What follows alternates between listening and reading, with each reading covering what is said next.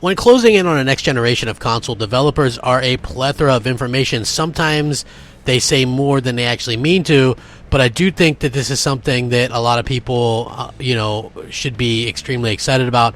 And I do think that, Microsoft and Sony and gamers all around are really, a fun time. Games are supposed to be fun. Games are really supposed to be about, just having fun and kind of escapism and things like that. And, this was one thing that I think, kind of makes me happy to see this happen and a developer come out and say this. And I know it's probably going to make some of you guys happy as well. So there was a recent interview with a developer who was talking about the PlayStation 5, and in particular, the next Xbox. And he was talking about the idea about the consoles going diskless. And it's one that a lot of people have been talking about. There's also rumors of a diskless Xbox on the way. But these questions always forget the always important factor that is bandwidth, given how large games are now and how internet infrastructure is still not really up to par. How exactly does one propose to have a diskless console? So the technical director of this game called Hellpoint actually was talking about this, and he feels like diskless consoles are unviable for the next generation for precisely that reason. And he feels that diskless SKUs might be a thing, but there will also be versions that accept physical media. He says, I think then they have a diskless version, but I think that for the next generation, there will be a version with discs.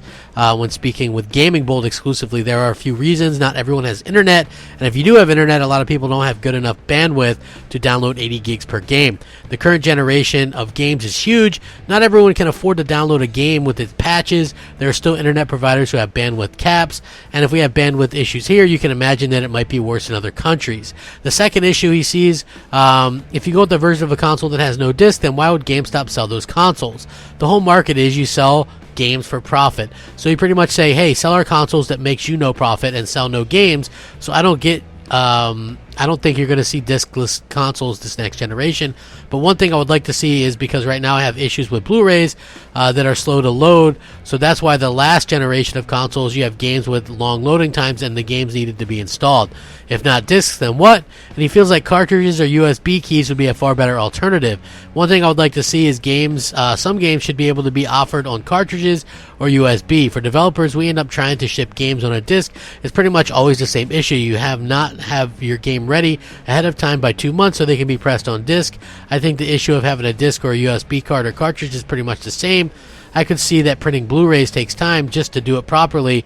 Flashing a USB key with an existing image or other hand is much faster. So when talked about the question of cartridges and the price, he said that while there were some publicized issues with higher capacity cartridges, the technology should be resolved by next generation. He said the Switch came out almost 2 years ago. Time flies fast, but if you look at it, it's insane how storage capacity has exploded in the last 2 years. So I think it's interesting. I personally would not like to have cartridges on my Xbox, but that's just me. But it is nice to see that it looks like the next Xbox and the PlayStation 5 are going to be consoles that have traditional formats, and I hope it's not too confusing. I hope Microsoft doesn't do the too confusing thing. So let me know your guys' thoughts and opinions. I will link this in the description so you guys can check it out. Rack 'em up. Crapgamer out.